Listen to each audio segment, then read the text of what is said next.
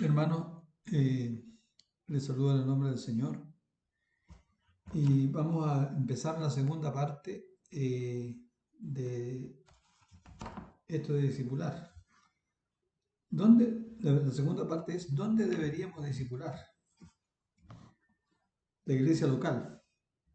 En primer lugar dice Dawson Trotman, tiene una historia increíble. A principios de los años 30, Trotman, un joven trabajador de un almacén de madera, fue inspirado por su segunda de Timoteo 2:2. Lo que has oído de mí ante muchos testigos, esto encarga a hombres fieles que sean idóneos eh, para enseñar también a otros.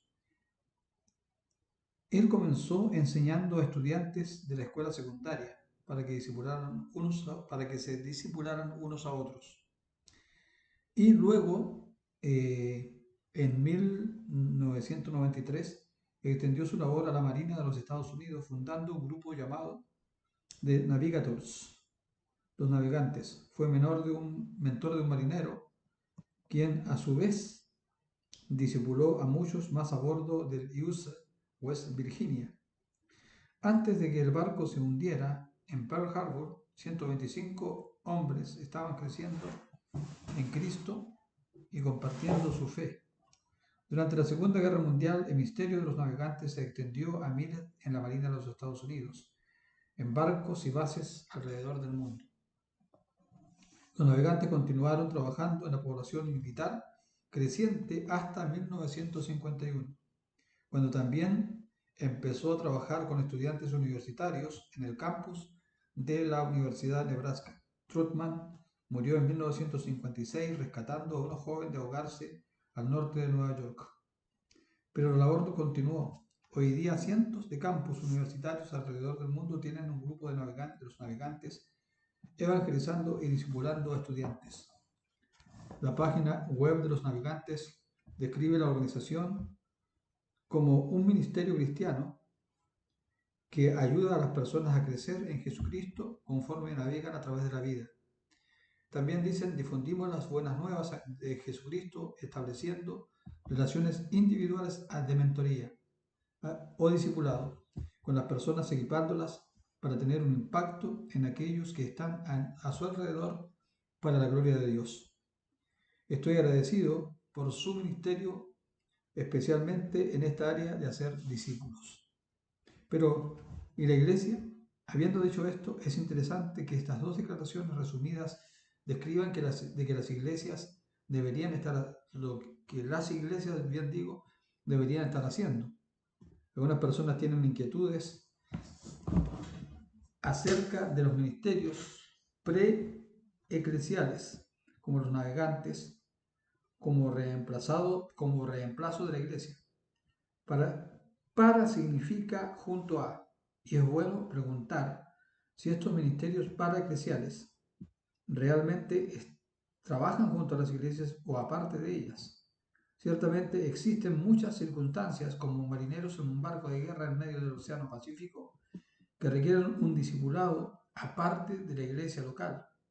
Sería una trágica equivocación, sin embargo, utilizar algo que un ministerio de campus o una confraternidad de hombres de negocios para reemplazar a la iglesia local cuando se trata de hacer discípulos o llevarlos a la madurez, como si estuviéramos atrapados en un barco en el mar.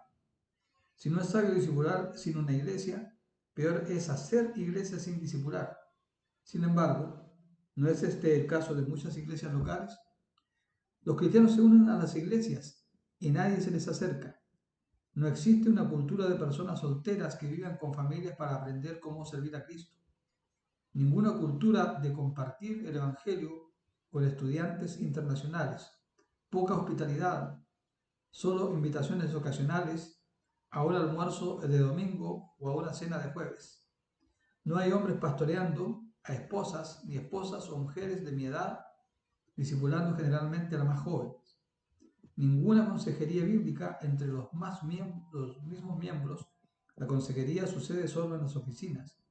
Ningún pensamiento de ir a una iglesia donde el estilo de música no sea tu favorito, aun cuando ministre a otros.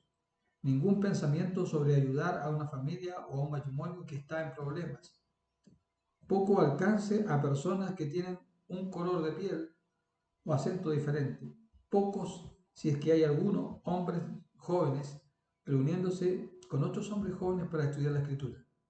Con iglesias así, no es sorprendente que algunos se hayan ido a ministerios paraeclesiales. Su experiencia les ha enseñado que la iglesia local es el último lugar para buscar oportunidades de discipulado. La iglesia misma como discipuladora. A pesar de todo, la Biblia enseña que la iglesia local es el ambiente natural para discipular. De hecho, enseña que la iglesia local es en sí misma la discipuladora básica de los cristianos. Y hace esto a través de sus reuniones semanales y sus estructuras de rendición de cuentas, así como de sus ancianos y miembros. Esto a su vez provee el contexto para un discipulado individual que hemos estado considerando hasta aquí. La iglesia local reunida es responsable de predicar todo el consejo de Dios mediante aquellos dotados para este propósito. A través del bautismo, afirma los profesionales creíbles. A través de la cena del Señor afirma las profesiones creíbles. A través de la cena del Señor declara la muerte del Señor y hace que muchos sean uno. Y mediante la excomunión saca a cualquiera cuya vida no arrepentida contradiga su profesión. Esto es provisto por la estructura esquelética de una iglesia. Luego venimos al campo de las relaciones que son como la carne y el músculo de la iglesia. En su vida juntos, los miembros de una iglesia se aman unos a otros como Jesús los amó. Un mandamiento nuevo os doy, que os améis unos a otros, como yo os he amado, que también os améis unos a otros. En esto conocerán todos que sois mis discípulos, si tuvierais amor los unos con los otros. Juan capítulo 13, versículos 34 y 35. ¿Con qué clase de amor amó Jesús a sus discípulos? Los amó con un amor que continuamente apuntaba hacia las palabras del Padre, que demostraba su amor mediante obediencia al Padre, que les aseguraba un lugar preparado para ellos, que al final dio su vida para que ellos pudieran ser perdonados. Ahora, piensen, ¿dónde podemos también amar así de la mejor manera? Respuesta: en un ambiente donde podemos amar apuntando a las palabras del Padre, del Hijo y del Hijo, afirmando arrepentimiento a través del bautismo, afirmando que los muchos son uno a través de la cena y sacrificando nuestras propias agendas y venganzas mediante el perdón. La carne y el esqueleto se unen. De estas formas básicas, la iglesia local es la primera discipuladora. Nuestras iglesias nunca serán perfectas, pero si el cielo es lo que Jonathan Edwards llamó un lugar de amor, como 1 Corintios 13 implica, entonces una iglesia local debería ser un adelanto de este mundo. Reuniones. La labor de discipular en la iglesia comienza de una manera muy simple, con las reuniones. El autor de Hebreos escribe: y considerándonos unos a otros para estimularnos al amor y a las buenas obras, no dejando de congregarnos como algunos tienen por costumbre, sino exhortándonos, y tanto más cuanto veis que aquel día se acerca. Hebreos 10, 24 y 25. Observa que el objetivo aquí es ayudarnos unos a otros a seguir a Jesús, o como dice Hebreos, motivarnos unos a otros al amor y a las buenas obras. Y como dice el autor de una iglesia, que una iglesia cumple este objetivo, no dejando de congregarse, reuniéndonos. Así es como nos motivamos unos a otros. Esto significa para nosotros reuniones repetidas y regulares, y estas reuniones modelan o moldean la forma de seguir a Jesús y ayudar a otros a seguirlo a Él. Una estructura de autoridad. Este fue el diseño propio de Jesús. Jesús había estado discipulando a los 12 por algún tiempo cuando les preguntó quién era Él. Pedro declaró que Jesús era el Mesías prometido. Jesús afirmó la respuesta de Pedro en el nombre del Padre que está en los cielos. Y luego prometió edificar su iglesia sobre este Pedro que profesó correctamente. Luego, algo interesante, Jesús comenzó a establecer una estructura de autoridad Él da a Pedro, la autoridad para hacer lo que Jesús había hecho con él, atar y desatar en la tierra, lo que está atado y desatado en los cielos. Esto significa que Pedro y los apóstoles podrían escuchar las confesiones de las personas y luego afirmar o negar esas confesiones y confesores en nombre del cielo, como Jesús lo había hecho con Pedro en Mateo capítulo 16, versículos 13 al 20.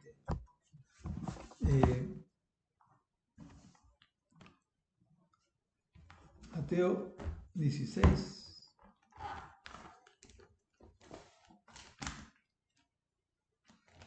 13 al 20, la palabra del Señor dice, hermanos, así, 16, 13 al 20 dice, viniendo a la región de Cesarea de Filipo, preguntó a los discípulos diciendo, ¿quién dicen los hombres que es el Hijo del Hombre? Ellos dijeron, unos Juan el Bautista, otros Elías y otros Jeremías o alguno de los profetas. Él dijo, ¿y vosotros quién decís que soy yo? Respondiendo Simón Pedro dijo, tú eres el Cristo, el Hijo del Dios viviente. Entonces le respondió, bienaventurado eres Simón, hijo de Jonás, porque no te lo reveló carne ni sangre, sino mi Padre que está en los cielos. Y yo también te digo que tú eres Pedro, y sobre esta roca edificaré mi iglesia, y las puertas del Hades no prevalecerán contra ella. Y a ti daré las llaves del reino de los cielos, y todo lo que atares en la tierra será atado en los cielos, y todo lo que desatares en la tierra será desatado en los cielos. Entonces mandó a sus discípulos que a nadie dijesen que él era el Cristo. Más tarde Jesús pone esta misma autoridad en las manos de la iglesia local, previendo una situación en la que una profesión de fe de un hombre contradijera su vida. Jesús le da a la iglesia reunida la autoridad para atar y desatar.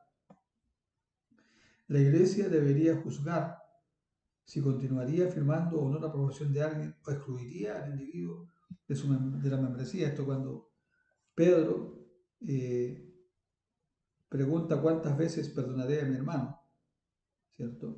Cuando Jesús habla del proceso de corregir a una persona, primero a solas, después con dos personas, después si esta persona continúa con su pecado, reunir a la iglesia y tenerlo por gentil y publicano. Esto, Mateo 18, 15 al 20, si ustedes quieren leerlo, hermanos. Resumiendo, la asamblea reunida posee la autoridad para afirmar o negar quién pertenece al cuerpo de Cristo o quién es un discípulo. Y al hacerlo, provee el contexto de rendición de cuentas para el discipulado. ¿Es esta persona que estoy discipulando a un no creyente? ¿Un creyente? ¿Alguien que necesita que se le diga que está viviendo como un no creyente? Nos bautizamos y nos enseñamos unos a otros. ¿Cómo exactamente una iglesia afirma quiénes son los discípulos? A través del bautismo y la cena del Señor. Tras proclamar toda autoridad en el cielo y en la tierra, Jesús ordenó a sus discípulos que hicieran discípulos a todas las naciones, bautizándolos en el nombre del Padre y del Hijo y del Espíritu Santo, enseñándoles. Bautizar a alguien es reconocer formalmente que Él está con Jesús. Estos representantes de Jesús deben ser enseñándoles que guarden todas las cosas que yo os he mandado. Mateo 28, 18 al 20. Y a través de la cena del Señor, Pablo dice, nosotros con ser muchos somos un cuerpo. 1 Corintios 10, 17. Yendo al libro de los Hechos y a las epístolas encontramos el programa de discipulado de los apóstoles. No eran discipuladores itinerantes entre grupos de personas no afiliadas, sino que bautizaban a las personas para unirlas a las iglesias, donde tendría lugar un discipulado y una comunión personal. Así que Pedro predicó el Evangelio en Pentecostés. Las personas se arrepintieron y se bautizaron. Las personas se reunían regularmente tanto en casa como en el templo para el partimiento del pan. Y todo esto constituía una iglesia, la iglesia de Jerusalén. Los discípulos luego extendieron a las naciones e hicieron discípulos, no aparte de bautizar y enseñar, o aparte de la cena del Señor, o aparte de los maestros dotados por Dios. No, los discípulos plantaron iglesias que obedecían y enseñaban a otros a obedecer. En el Nuevo Testamento, la iglesia local es el centro de la obediencia de los discípulos de la labor de discipular. Esto no es opcional, es básico. Pensaremos más acerca de esto en el próximo estudio, particularmente en términos de la labor de los ancianos y miembros. Que el Señor les bendiga, amados hermanos.